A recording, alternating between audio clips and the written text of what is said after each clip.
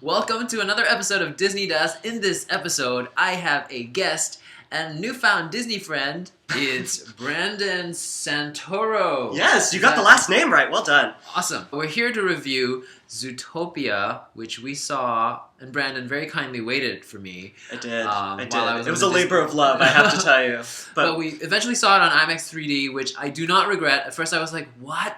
It's $22? But anything for Disney, and it was gorgeous. It was gorgeous on 3D. The artwork was amazing. I don't know if you agree, but I thought the artwork was really cool. So this is our review. Of course, there are going to be spoilers, so if you don't want any spoilers, click away now. Be gone. Be gone. Come back later. Get out of here. But so what do you think? Just of the overall. We're gonna start overall the film. Yeah, let's start overall. Overall, I would give it out of say 10 stars. I would give it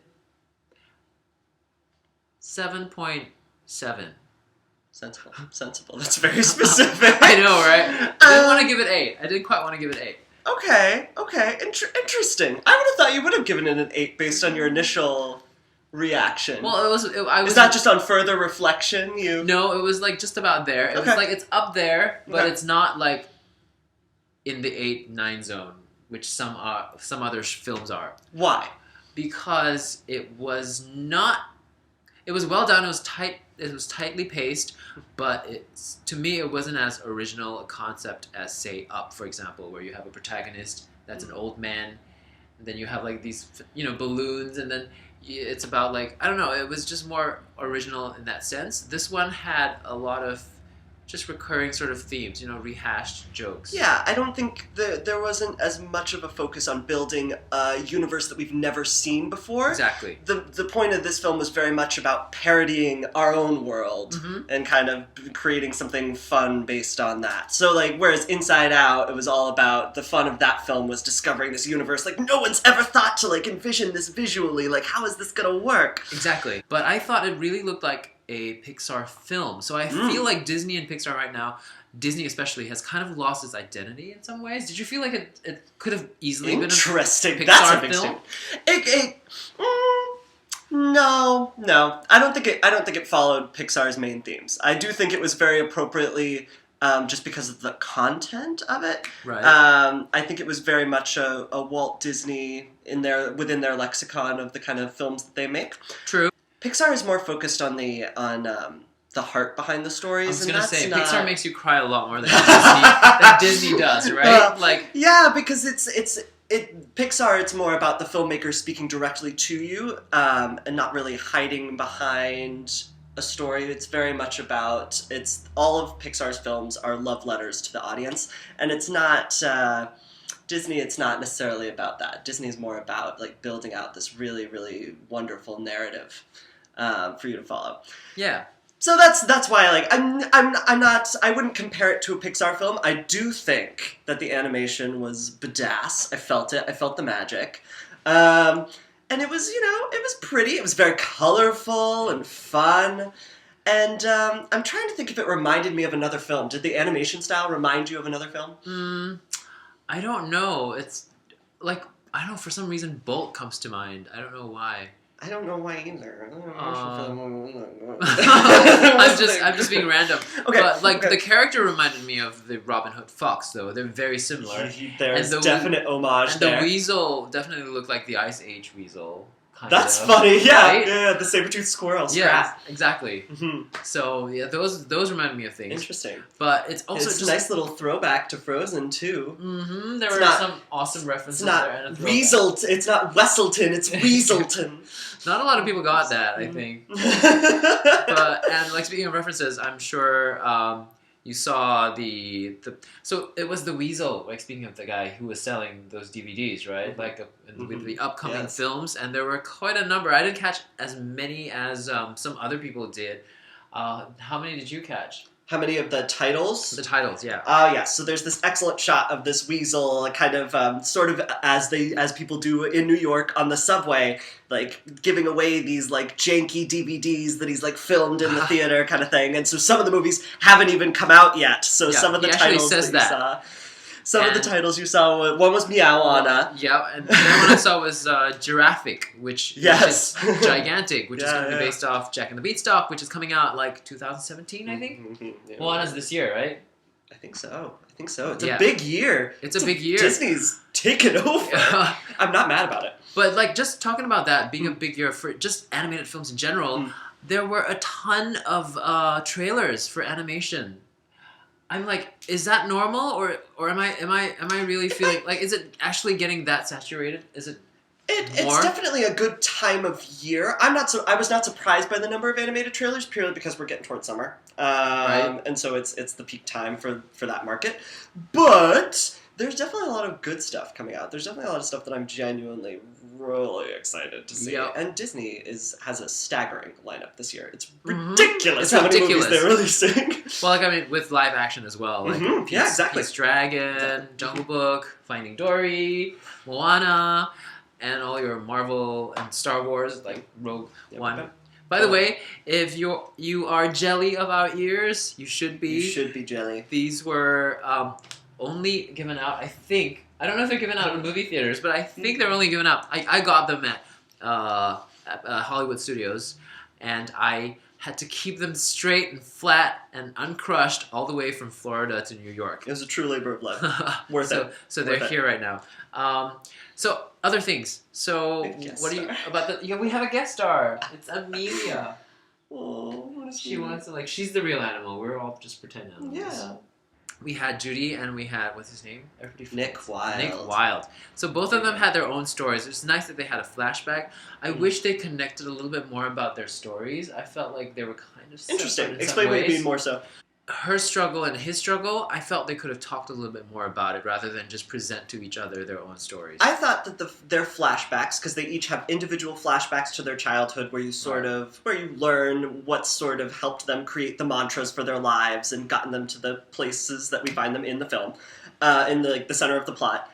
I thought that the two major flashbacks, the one for each of them, were probably some of the strongest moments on the film. Particularly Nick's flashback was actually really, really well done. Yeah. Terrible. Because they both, you discover, we're allowed to like go in depth here? Yeah. By now you should have clicked away. It's too late. Yeah, it's too late. This is the point of no return. Get out of here. What are you doing? So you discover that they both have had, in their childhoods, they both have struggled with bullying for very different things, sort of opposite ends of the spectrum, and that's sort of what's fabulous about the film. It's in short, it's a giant tale of empathy and the vitality of empathy in the current world.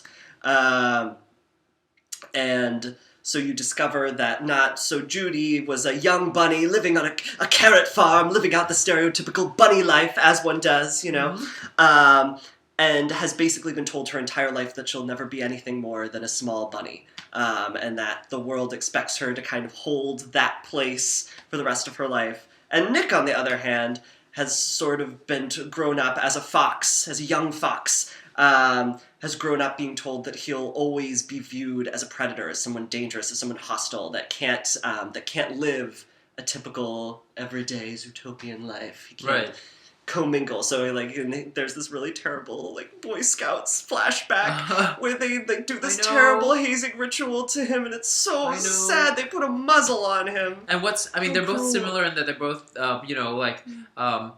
underdogs, but the difference is that one has given up and one hasn't, right?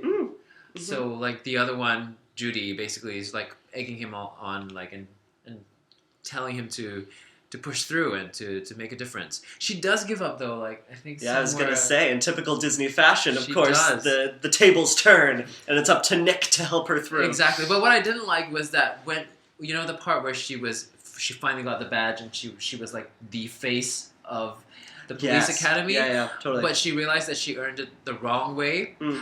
I felt like she could have used that position to give her new message about what. Why would she give up the whole thing and just go back to the farm? That to me was a little bit just not believable. That section of the film gets a little bit fuzzy. Just a tiny bit. Fuzzy. Get it? Fuzzy. And who was your favorite character? And best voice acting. Different, right? Or is that the same for you? I actually think it's the same. Okay. I really, really liked the voice acting. I can't remember her name now, but the assistant mayor. Uh-huh. I loved her. The little sheep. She was so well done. She was well. The animation in particular, we haven't really talked about. So when people talk about good animation, you typically, I think, are looking at just like the palette and like just the design, the overall like the art direction of the movie. But what was really fantastic about this film, and it's something, I guess it's sort of interesting that you say it reminded you of a Pixar film, because it's something that Pixar spends a ton of time on, is really the animation of character and the way that characters move through the space and through the world of the film was really fantastic. And this character in particular, what was Assistant Mayor Bellwether? Yes, that's right. Or something Bellwether, whatever her title was exactly.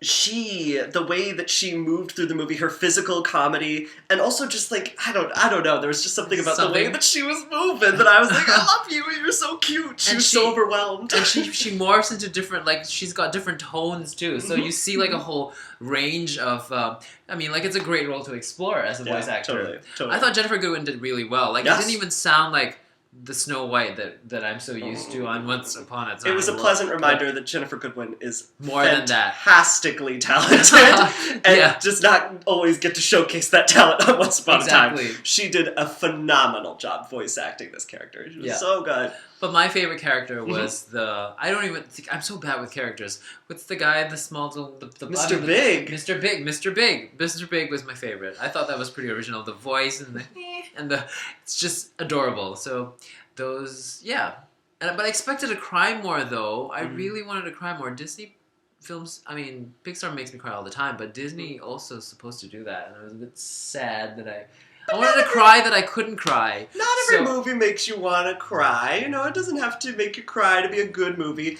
I did feel like they could have gone, I think because we both sort of said that immediately after the movie. Yeah. I think that more what I was missing, I wanted them to go just a teeny bit further into the message. I thought we could have pushed it a little bit. We could have gotten a little more serious about the message. They kept it very light and very safe, which is good because it's a sensitive topic, and they explored the topic, which, you know, essentially relates back to issues of racism and equality, not even just with race, but socioeconomic equality. Or inequality, as the case may be, in the world right now. There was something missing in the arc. So Judy, being a rabbit, has grown up with a deep suspicion of foxes. They're natural, the bunny's natural enemy. And it's interesting, it carries with the family, like this whole thing about how the family actually passes these stereotypes on to their children, right? So she carries that fox spray with her. Yeah. So. Even though she's initially, she's given a fox repellent by her parents before she goes to the big city, because it's the only way they'll let her go. And she carries it with her at all times, even with her police uniform. But she initially, when they hand it off to her... She didn't want it. Yeah, she really protests and thinks it's absolutely ridiculous. But upon getting to the city is frightened and is sort of faced with that sort of uncomfortableness with the unknown. She isn't certain of that she's actually as safe as she wants to believe she is. Right. Which is fascinating. I thought that we could have done more with that, because frankly, the actual repellent with her relationship with Nick, it's not discussed until later in the film, and it's sort of obvious that he's seen it already, and it's odd that they haven't. It's sort of like when an actor drops something on stage and then doesn't pick it up and tries really hard to ignore it, hoping that the audience will ignore it, and all the audience is thinking about is the thing on the stage. Exactly. It was sort of like that for me. That one tiny bit. I was like, are we really not going to mention? But really, why would he say? I mean, he's so used to. I mean, he knows how everybody sees him.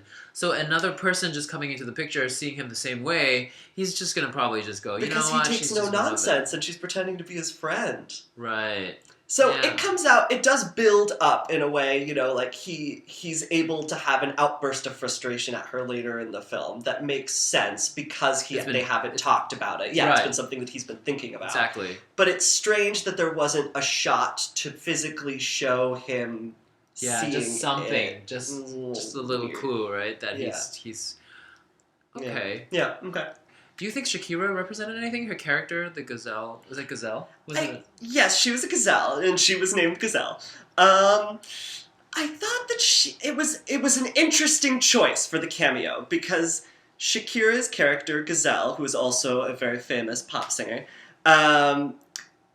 she's sort of what's the word? Is martyrized a word? She's made into a martyr, in that she is sort of the face of like equality in the film, and she has lots of like picketing and campaigns, and like all of her concerts, she talks about it.